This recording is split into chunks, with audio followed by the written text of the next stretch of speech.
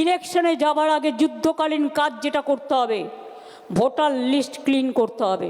তা নাহলে ইলেকশন যাওয়ার কোনো প্রয়োজন থাকবে না।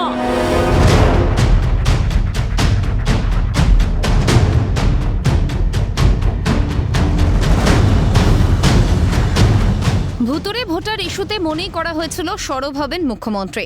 রাজনৈতিক মহলের ধারণাকে সত্যি প্রমাণ করে তৃণমূলের মেগা বৈঠক থেকে ভুতুরে ভোটার ইস্যুতে সুর চড়ালেন মুখ্যমন্ত্রী তথা তৃণমূল কংগ্রেস সুপ্রিমো মমতা বন্দ্যোপাধ্যায়। ইলেকশনে যাবার আগে যুদ্ধকালীন কাজ যেটা করতে হবে, ভোটার লিস্ট ক্লিন করতে হবে। তা নাহলে ইলেকশন যাওয়ার কোনো প্রয়োজন থাকবে না। ভয় পাবেন না। যেখানে যেখানে অনলাইনে সব করেছে, একটা এজেন্সিকে দিয়ে করানো হয়েছে। এখানে ওদের অনেক লোক পাঠিয়েছে, এজেন্সি খুলেছে। তারা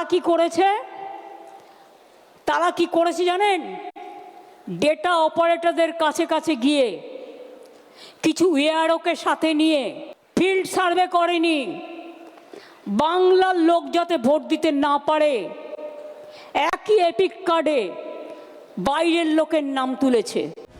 বস্তুত সদ্যই দক্ষিণ ২৪ পরগনার চম্পাহাটির ভোটার তালিকায় ভুতুরে ভোটারের হদিশ মিলেছে। দেখা গিয়েছে শিলিগুড়ির বাসিন্দার নাম চম্পাহাটির তালিকায়। বৃহস্পতিবার নেত্রী মমতা বন্দ্যোপাধ্যায় আরও এক ধাপ এগিয়েছেন। হাতে কাগজ নিয়ে দাবি করেছেন নির্বাচন কমিশনের সাহায্যে গুজরাট, হরিয়ানা, দিল্লির বাসিন্দাদের নাম কৌশলে বাংলার ভোটার তালিকায় ঢুকিয়ে দেওয়া হচ্ছে। দেখুন, আমি প্রমাণ দিচ্ছি। ধরুন একটা নাম, মুর্শিদাবাদে রানীনগরে বাড়ি, মোহাম্মদ সাইদুল ইসলাম। এর এপিক কার্ড নাম্বার যেটা আছে ওয়েস্ট বেঙ্গলে, তার সাথে কানেক্ট করেছে নাম সোনিয়া দেবী। তার বাড়ি কোথায়? তার বাড়ি হচ্ছে হরিয়ানা। তাহলে ওয়েস্ট বেঙ্গল ভোট দেবে না হরিয়ানা ভোট দেবে ওয়েস্ট বেঙ্গলে? বুঝতে পারছেন খেলাটা? মাথায় কিছু ঢুকলো? আধার কার্ড কেলেঙ্কারি করেছে। আধার কার্ডটা ওদের হাতে। একই এপিক নাম্বারে বাংলার ভোটারের যেখানে নাম আছে, সেখানে হরিয়ানা, পাঞ্জাব, রাজস্থান, বিহার সব নাম ঢুকিয়েছে। রেলে করে নিয়ে আসবে। মুখ্যমন্ত্রীর এমন বক্তব্যের প্রেক্ষিতে রাজনৈতিক মহল স্মরণ করিয়ে দিচ্ছে মুর্শিদাবাদের রানীনগর ও জলঙ্গি থেকে বাংলাদেশি ভোটার গ্রেফতারির প্রসঙ্গ। দুক্ষেত্রেই দেখা গিয়েছে বাংলাদেশের বাসিন্দা হয়েও দীর্ঘদিন ধরে তারা পশ্চিমবঙ্গে বসবাসরত। এমনকি শ্বশুরকে বাবা হিসেবে দেখিয়ে ভোটার হিসেবে তালিকায় নাম তুলে ফেলেছিল ওই বাংলাদেশিরা। যদিও দিল্লি নির্বাচন পরবর্তী পরিস্থিতিতে ভুতুরে ভোটার ইস্যুকে তৃণমূল যে কোনোভাবেই হালকাভাবে নিচ্ছে না, বৃহস্পতিবার তা স্পষ্ট করে দিয়েছেন নেত্রী। বুথ স্তরে নজরদারির নির্দেশ দিয়েছেন। 10 দিনের মধ্যে কলকাতা তৃণমূল ভবনে রিপোর্ট পাঠাতেও বলেছেন। ভোটার তালিকায় ভুতুরে ভোটার ইস্যুতে কেন্দ্রীয়ভাবে যোগাযোগ রাখার জন্য 36 সদস্যের একটি কমিটি গড়ে দিয়েছেন তৃণমূল সুপ্রিমো। দলের সর্বভারতীয় সাধারণ সম্পাদক অভিষেক বন্দ্যোপাধ্যায় ও রাজ্য সভাপতি সুব্রত বক্সির নেতৃত্বে কাজ করবে এই কমিটি, গড়ে দিয়েছেন নেত্রী। কমিটিতে রয়েছেন পুর ও নগরোন্নয়ন মন্ত্রী ফিরহাদ হাকিম, বিদ্যুৎ মন্ত্রী অরূপ বিশ্বাস সহ অন্যান্যরা। তবে এখানেই না থেমে ভুতুরে ভোটার ইস্যুতে মুখ্যমন্ত্রী তথা নেত্রীর নিশানায় একাংশে ডেটা এন্ট্রি অপারেটর এবং এআরওরা। প্রশ্ন তুলেছেন, কেন নজরদারি করছেন না জেলা শাসকরা?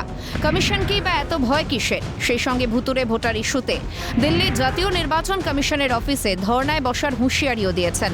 আর এসবের মধ্যেই কৌশলে উস্কে দিয়েছেন এনআরসি সিএএ এর জুজু। আর বাংলার মানুষকেও আবেদন করব, আপনারা আপনাদের ভোটার লিস্টটা দেখে নিন প্লিজ, দয়া করে। তা নাহলে যে কোনো দিন এনআরসির নাম করে এবং ক্যান নাম করে আপনাদের কিন্তু নামটা ছল চাতুরি করে কেটে দেবে। আর এটা করছে খোদ ইলেকশন কমিশনের ব্লেসিংসে। বস্তুত বিজেপি সহ রাজ্যের বিরোধী দলগুলো দীর্ঘদিন ধরেই শাসক দলের বিরুদ্ধে ভোটার তালিকায় ভুতুরে ভোটার অন্তর্ভুক্তির অভিযোগের স্বরূপ।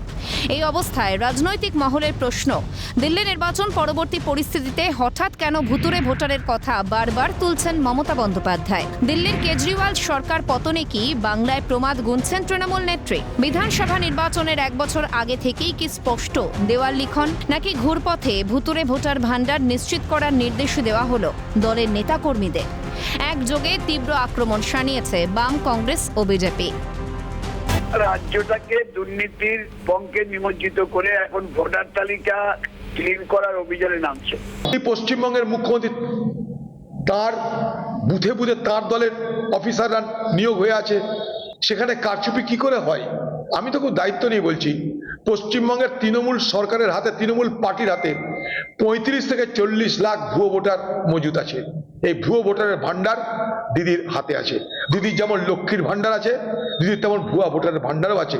দুই ভান্ডারকে দিদি ব্যবহার করবেন নির্বাচনের সময়। মমতা বন্দ্যোপাধ্যায় হারবেন, তাই হারার জন্য ভয় পেয়েছেন এবং তিনি বুঝতে পারছেন যে পশ্চিমবঙ্গের হিন্দুরা একত্রিত হচ্ছে, সেই জন্য এখন হিন্দুদেরকে ভাগ করার জন্য তিনি এই প্রচেষ্টা করছেন।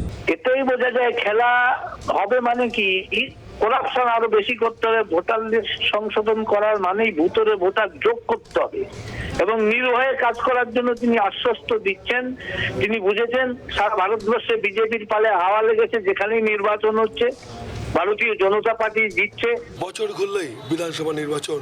নেতাজি ইন্ডোর স্টেডিয়ামে তৃণমূল কংগ্রেসের মেগা বৈঠক থেকে ঘর গোছানোর জন্য কার্যত মমতা বন্দ্যোপাধ্যায় বিধানসভা ভোটের দাওয়া বাজিয়ে দিলেন।